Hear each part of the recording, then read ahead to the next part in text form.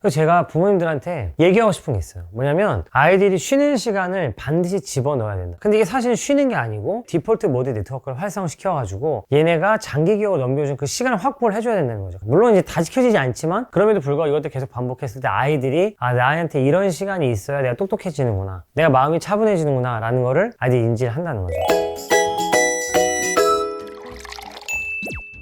제가 학원에서 아이들 가르칠 때 아이들이 딱 학원에 오잖아요. 제가 제일 먼저 하는 작업이 뭐냐면 아이들한테 핸드폰 다 걷고요, 10분 동안 글쓰기를 해라. 저는 이렇게 훈련을 시키거든요. 글 쓰는 능력도 중요하죠. 글 쓰는 능력도 중요하니까 글도 많이 써야 된다. 글을 못 쓰는 사람이 수학을 잘할 수는 없다. 이것도 사실 저의 중요한 목적이긴 한데, 한 가지 더 중요한 게 뭐냐면 이 순간에 아이들이 쳐야 된다고 생각하는 거예요. 이 아무것도 안 하고 글을 쓰기 전에 어떤 글을 써야 할까 생각하는 이 단계 있잖아요. 제가 자주 말씀드리는 디폴트 모드 네트워크, 아무것도 하지 않고는 이 상태에 들어가는 게 굉장히 중요한데, 요즘 아이들이 이게 진짜 약한 것 같아요. 제가 그래서 이걸 한번 설명해 보려고 하는데, 저도 이제 요즘에 책을 좀 찾아서 여러 가지 자료를 읽어보고 있는데, 인지, 배운 지식을 어떻게 저장해서 어떻게 꺼내 쓰느냐가 굉장히 중요하다. 그래서 어떻게 하면 배운 지식들을 효과적으로 넣고 효과적으로 꺼내 쓰느냐, 맥락과 구조화가 너무너무 중요하다 얘기를 하는데, 언제 구조화를 하느냐, 어떻게 하면 사람이 배운 지식을 장기 기억으로 잘 집어넣은 다음에 그걸 잘 꺼내 쓰느냐 연구를 해봤거든요. 사람을 몇십 명 모아가지고 절반으로 나눴어요. 그리고 양 그룹에다가 똑같이 한 200단어 정도 되는 문장을 들려줬어요. 그 문장을 들려준 다음에 요 문장을 기억나는 대로 읊어봐라, 이렇게 실험을 하기로 한 거예요. 근데 이게 재밌는 게 뭐냐면은 글을 읽어준 다음에 한 집단한테는 10분 동안 아무것도 하지 말아라, 아무것도 하지 말고 그냥 깨어있는 상태로 쉬어라, 머리는 쓰지 말아라 하고 10분 동안 멍 때리는 시간을 준 거죠. 다른 그룹에는 그렇게 뭐 머리를 쓰는 일은 아닌데 그냥 머리를 쓰긴 써야 되는 그 작업을 줬어요. 예를 들면은 2, 4, 6, 8, 10 해가지고 이제 계속 쓰게 하던가, 아니면 아주 간단한 수학 퍼즐을 준 거죠. 그리고 나서 이제 그 두 집단이 얼마나 글을 잘 기억하는지를 테스트를 해본 거예요. 그런데 재밌는 결과가 뭐냐면, 이 실험을 하고 나서 한 팀은 쉬게 하고 한 팀은 머리를 살짝이라도 쓰게 했죠. 이 두 집단을 비교해 보니까 잠깐 쉬게 하고 잠깐 퍼즐을 풀게 한 그 직후에는 차이가 거의 나지 않았어요. 그런데 이 사람들을 2주 후에 다시 불렀거든요. 다시 불러가지고 똑같은 실험을 다시 한번 해봤어요. 2주 전에 불러줬던 문장을 얼마나 기억하고 있니라고 물어보니까 놀랍게도 쉰 사람들하고 머리를 쓴 사람들하고 차이가 엄청 많이 나더라는 거예요. 어떤 쪽이 더 기억을 잘했을까요? 제가 아이들한테 물어보니까 아이들은 수학 퍼즐을 쓴 애들이 더 기억을 잘했을 거라고 하더라고요. 왜 그러느냐 물어보니까 머리를 그래도 썼으니까 더 잘 기억을 하지 않았을까 얘기하더라고요. 근데 결과는 완전 반대예요. 10분 동안 아무것도 하지 않고 쉰 사람들이 훨씬 더 기억을 잘하더라는 거죠. 뭐냐면 학습과 학습 사이에 뭔가를 하는 게 아니고 아무것도 안 했을 때, 디폴트 모드 네트워크가 활성화가 됐을 때 오히려 사람들은 지식을 구조화시켜서 이거를 장기 기억으로 집어넣고 나중에 꺼내 쓰는 것도 훨씬 잘하더라 라는 얘기인 거예요. 이게 쉽게 얘기하면 잘 쉬는 습관이 되는 거거든요. 아무것도 하지 않는 습관이 굉장히 중요하다. 뭐냐면 지금 아이들이 보기에 학습 능력이 떨어지거나 학습을 한 것들을 잘 기억하지 못하는 것들은 뭐 아이가 공부에 관심이 없거나 태도가 안 좋은 게 아니고요. 이렇게 내가 배운 지식을 아무것도 하지 않는 상황을 통해서 머릿속으로 구조화시키고 다시 장기기로 보내는 활동을 너무 못하기 때문이라고 저는 생각이 들어요. 그래서 저는 아이들한테 늘 강조하는 게 진짜 잘 쉬어야 된다. 제가 아이들한테 물어보잖아요. 왜 이렇게 피곤해하니? 좀 쉬어. 그럼 애들이 뭐라 하냐면 자기는 쉬었다는 거예요. 나는 쉬었다. 뭐 했냐? 그러면 책 읽었다, 핸드폰 봤다, 이런 얘기들 많이 하거든요. 근데 여러분, 제가 여러 번 강조했지만 핸드폰을 보는 시간은 쉬는 시간에 거의 정반대라고 보셔야 돼요. 전혀 쉬는 시간이 아니다. 그래서 제가 부모님들한테 얘기하고 싶은 게 있어요. 뭐냐면 아이들이 쉬는 시간을 반드시 집어넣어야 된다. 아무것도 하지 않는 이 쉬는 시간이 반드시 필요하다. 근데 이게 사실 쉬는 게 아니고 디폴트 모드 네트워크를 활성시켜가지고 얘네가 장기 기억을 넘겨준 그 시간을 확보를 해줘야 된다는 거죠. 요즘 아이들 그게 너무 없어요. 너무 스케줄도 많고 뭔가 핸드폰이나 그런 거에 자극도 너무 많이 받기 때문에 이런 시간이 너무 없다는 거죠. 그래서 이런 아이들한테 배웠고 다시 물어보면 또 기억을 못하고, 배웠는데 너무 금방 까먹고 이런 일이 벌어지는 거죠. 공부와 공부 사이에는 반드시 쉬는 시간이 필요하다. 그 시간을 여러분들이 잘 컨트롤 하셔야 된다고 생각하거든요. 제일 안 좋은 게 뭘까요? 제일 안 좋은 게 공부와 공부 사이 시간에 핸드폰을 보는 거라고 생각해요. 저는 이 시간에 핸드폰을 보는 거는 너무 아까운 일이라고 아이들한테 계속 강조를 해요. 차라리 핸드폰 하는 시간을 따로 준비를 해가지고 그 시간에 하는 게 낫지, 내가 공부와 공부 사이에 이걸 잘 정리해가지고 구조화 시켜가지고 머릿속에 집어넣어야 되는, 그렇게 했을 때의 효율하고 그거를 다시 그냥 다른 것과 막 섞이고 잊어버리는 그 효율하고는 너무 많이 차이가 날 거라는 거예요. 거죠. 저는 여러분들이 아이들하고 이런 시간의 중요성에 대해서 가장 많이 강조를 하시고 좀 많이 고민을 하셨으면 좋겠다 생각합니다. 그런데 아이들이 요거 얘기할 때 가장 어려워하는 게 뭔지 아세요?